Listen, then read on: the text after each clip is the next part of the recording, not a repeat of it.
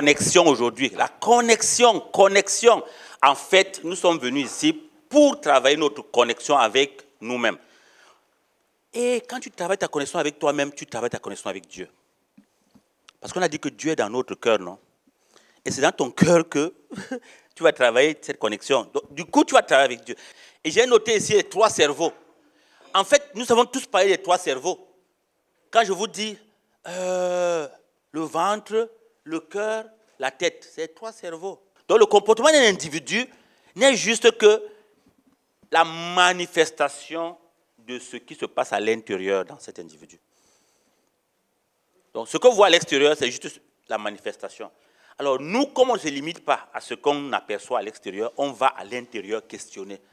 Et qu'est-ce qu'on va donc questionner? On questionne ses états internes. Autrement dit, ses émotions et ses sentiments. Alors, le comportement de quelqu'un est fonction de ses émotions, ma soeur. Tu vois? Oui, le comportement là dépend de ses émotions. Les émotions à l'intérieur de lui-même. Et ainsi, le bien que dégagent les émotions du cœur en connexion avec Dieu est ce qui est essentiel à rechercher chez l'autre pour une meilleure vie intérieure et extérieure. Depuis hier, j'étais habité par le fait que comment on peut ne pas pouvoir garder ça pour soi et pour que ce soit pour tous. Et donc, sous la douche, l'idée m'est venue comme ça de dire, mais il y a des canaux qui peuvent nous aider. Et le canal qui est apparu à moi, c'était le canal de nos écoles de théologie. J'ai dit, mais par là, on peut commencer déjà quelque chose si on parvient à trouver une possibilité d'insérer des cours de PNL. J'ai eu maintenant les armes. C'est-à-dire que pour laisser quelque chose, il faut avoir de bonnes raisons. De bonnes raisons. Donc j'ai eu de bonnes raisons pour ne plus me laisser faire. Parce que je faisais déjà des efforts. Mais maintenant, là où je suis, j'ai encore eu de bonnes raisons. Tout à l'heure, j'ai écrit, quand on a dit, c'est voir en l'autre le bien qui est en lui, sans le juger, sans le critiquer. J'ai écrit ça depuis hier. Et tout à l'heure, quand on était venu en salle, j'ai complété bon exercice qui fait élever l'âme. Car il y a toujours du bien dans tout être créé par Dieu. Là où il y a le bien, Dieu est là. Donc, pour avoir la présence perpétuelle de Dieu, il faut être bien et aussi dans le bien. Et une image qui est demeurée de bout en bout, c'est que c'est une image d'une joie communicative, une joie qui se communique, qui se propage et qui contamine. Pouvoir contaminer avec et voir tous les autres qui sont en peine, en tristesse, et leur communiquer une joie qui puisse vraiment transformer, et même de l'intérieur. Et cette image, je la revois comme quelqu'un, je grimpais comme une montagne. Pendant l'exercice, j'ai du mal à me concentrer, naturellement. Mais cet exercice, je ne sais pas par quel coup d'alchimie, je me suis retrouvée, d'abord lorsqu'il fallait sentir depuis le ventre, j'ai senti comme si mon ventre gonflait. J'ai dit, est-ce que le ventre explose? Si mon ventre explose au milieu des gens maintenant, là, qu'est-ce que ça va devenir? Et en même temps, vous avez dit de remonter. Alors là, j'ai commencé par suivre le rythme. Et bizarrement, je me suis retrouvée dans un de mes projets que je m'y jetais en cœur. C'est comme si ça s'est réalisé. Et je me voyais en train de faire le travail là. Donc quand j'ai ouvert les yeux, je me suis dit, tu voulais une réponse. Tu voulais savoir en quoi ce que tu vas vraiment prendre en main. Comme ça, tu viens d'avoir la réponse. Et j'espère que je vais mûrir encore plus cela. Voilà. Donc j'ai cette sérénité là.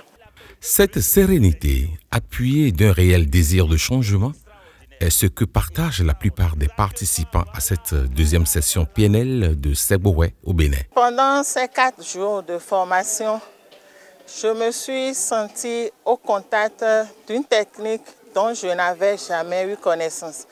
Et cette technique éveille en moi un réel désir de changement.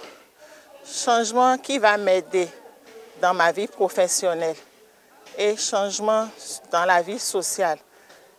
Et ces changements, en réalité, c'est pour me permettre de mieux vivre moi-même, c'est-à-dire de veiller à moi, à mon bien-être.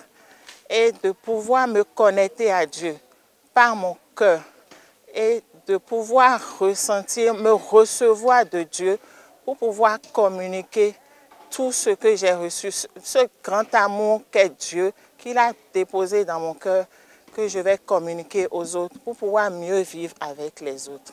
Si je ratais cette formation, j'aurais beaucoup perdu étant donné que à un moment, j'étais dans un besoin identitaire. J'avais besoin de vraiment savoir qui je suis moi-même. Ayant eu beaucoup de blessures dans ma vie, ces derniers temps, j'avais besoin vraiment de faire table rase de tout et de me refaire.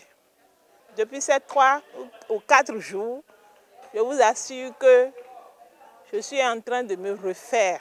Comme je suis le père ecclésiastique des sœurs franciscaines, filles de Padre Pio, elles ont tenu à ce que j'assiste à cette formation, ce qui me permettra de mieux accompagner certaines personnes et surtout à cause de mon ministère d'exorcisme. Elles m'ont dit que ça me fera du bien pour l'accompagnement des malades que je reçois. Ce programme nous ouvre des portes pour la connaissance de l'être humain, nous-mêmes d'abord, qui nous sommes, et maintenant dans nos relations, nos rapports, pour mieux apprécier certaines réactions de nos frères et sœurs et surtout éviter les conflits inutiles.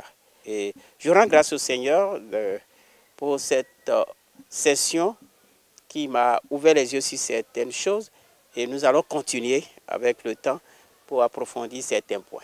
En tant que religieux, même si on n'est pas religieux, cette formation est très, très importante pour soi-même d'abord. C'est pour soi-même parce que ça nous permet de se connaître soi-même afin d'améliorer notre façon de vivre, le regard que nous avons envers les autres sans les justifier.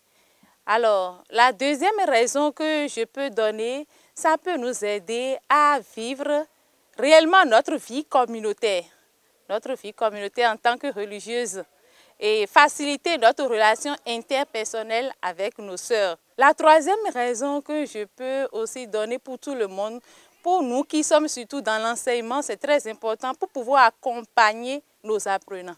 Joie, joie, mon cœur est dans la joie.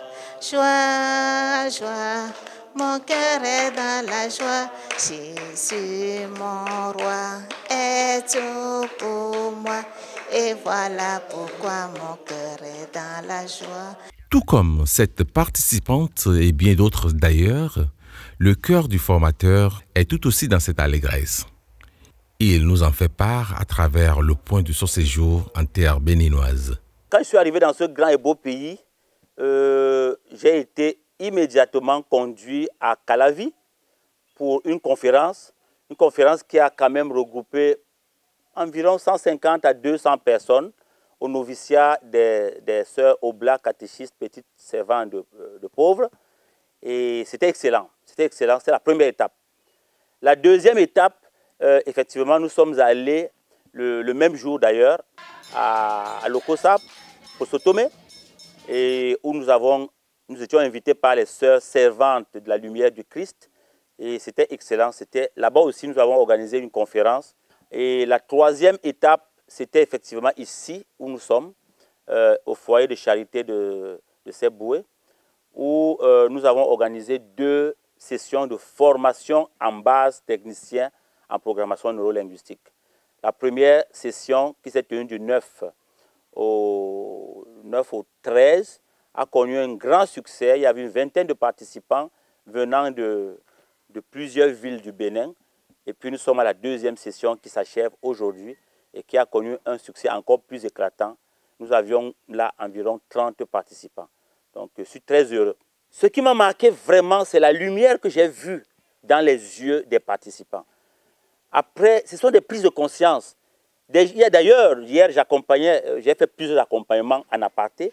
Hier, j'accompagnais une participante qui m'a dit « Cyril, c'est comme si je vivais dans un trou noir et aujourd'hui, je vois la lumière. » Pour moi, il ne peut pas avoir meilleur cadeau que ça.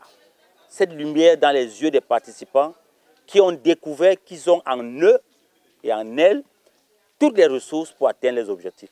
Et que c'est possible d'être ambitieux et que c'est même nécessaire d'être ambitieux et que nous avons la possibilité de réaliser nos ambitions, toutes nos ambitions. Hier, j'ai été témoin de la grande richesse de la culture béninoise. J'ai vu des Amazones vraiment esquisser des pas de danse extraordinaires. Et aussi nos religieuses, nos sœurs et nos frères qui se sont joints à la danse, c'était tout simplement fabuleux. Je dirais même sans me tromper que c'est peut-être la plus belle soirée que j'ai passée au Bénin, la soirée d'hier. C'était excellent. Et aujourd'hui, nous avons eu l'Eucharistie. Le Père Marc m'a fait l'immense honneur de me confier l'homélie. C'est moi qui ai prêché aujourd'hui sur la sagesse. Et j'ai partagé ma foi tout simplement avec ceux qui étaient là. Ce n'est pas à moi de dire comment c'était, tout simplement de dire que nous avons ici allié l'utile à l'agréable. La sagesse est la quête profonde de notre âme. Contre la sagesse, le mal s'efface. L'ego se calme. La haine, la jalousie sont sans objet. C'est la sagesse qui gouverne le monde. C'est elle qui nous permet de vivre dans l'amour inconditionnel. C'est elle qui nous permet de nous installer durablement dans le non-jugement. On ne juge plus nos frères, nos sœurs, nos amis, etc. C'est elle qui nous donne de respecter la vie, notre vie, et respecter la vie des autres. C'est cette sagesse qui nous invite à ce que notre parole soit toujours impeccable. C'est elle qui nous invite à ne dire que ce que nous pensons, à ne pas utiliser la parole contre nous ni contre les autres, à ne pas utiliser la parole pour médire de nous ou médire des autres. C'est cette sagesse qui nous enseigne à ne rien prendre personnel, à ne rien faire, à ne pas faire de suppositions et à faire de notre mieux. Cette sagesse qui vient de Dieu réside en chaque personne. On a eu des moments de détente, on a eu des moments de prière, on a eu des moments de formation et surtout on a eu des moments de socialisation. Ça, c'est une famille qui s'est créée ici et je pense que c'est une famille qui est partie pour rester ensemble pendant longtemps. Maintenant, on a compris que le Bénin est un pays clé et nous allons y revenir au mois de mai pour le salon international de la PNL et du coaching. C'est un salon qui regroupe les PNListes et les coachs qui viennent de partout dans le monde, dans un pays. Alors ce pays, l'année prochaine, ça sera le Bénin. Et on sera à Cotonou certainement. Alors, nous viendrons ici d'abord partager les avancées sur la PNL, les connaissances et aussi créer les réseaux de professionnels autour de la PNL et du coaching. Ça, il y a également les perspectives en termes de formation en présentiel ici. Donc, il y a le diocèse de Porto Novo qui nous a déjà émis l'invitation éventuellement de venir ici. Et qui sait, peut-être que nous allons travailler avec d'autres organisations, d'autres institutions ici. Ce qui m'a vraiment, vraiment marqué ici, sur le plan culturel, c'est l'expérience que j'ai eue en visitant la ville historique de Ouida, où j'ai pu visiter effectivement la grande porte, la porte de l'évangélisation, où on a vu que c'est par là que les premiers missionnaires, les missionnaires sont arrivés ici, ainsi que les sœurs Notre-Dame d'Afrique sont arrivées, les SMA et les NDA. Également, la porte du non-retour, parce qu'on a vu également par où les esclaves passaient pour aller vers les Amériques. C'est une expérience qui remue de l'intérieur. Heureusement qu'il y a aussi eu la visite du grand séminaire Saint-Gall, avec la visite de la tombe du cardinal Gantin. J'ai aussi eu, pour moi c'est aussi une expérience extraordinaire, j'ai visité la maison du cardinal et même la chambre du cardinal. J'ai pu humer le parfum du cardinal, parce que ce sont les sœurs, Saint-Augustin qui s'en occupent maintenant.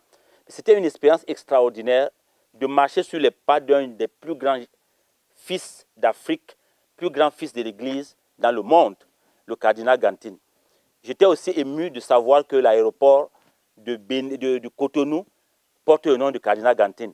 Pour moi, c'est extraordinaire et je rends grâce à Dieu pour ce clin d'œil. Si je m'en tiens à ce que mes yeux ont vu, mes oreilles ont entendu et ce que je ressens en ce moment, je pense que nous pouvons dire sans risque de nous tromper que c'est mission accomplie. Je vois des religieuses, des religieux, les laïcs qui sont venus là, les pères qui sont venus en grand nombre suivre cette formation. Je les vois tous repartir heureux, ils me l'ont dit d'ailleurs, et c'est ce que je suis venu faire ici. Je suis heureux qu'ils soient heureux, donc pour moi c'est mission accomplie. La PNL est également heureuse de poursuivre ainsi sa caravane formative à travers l'Afrique et le monde.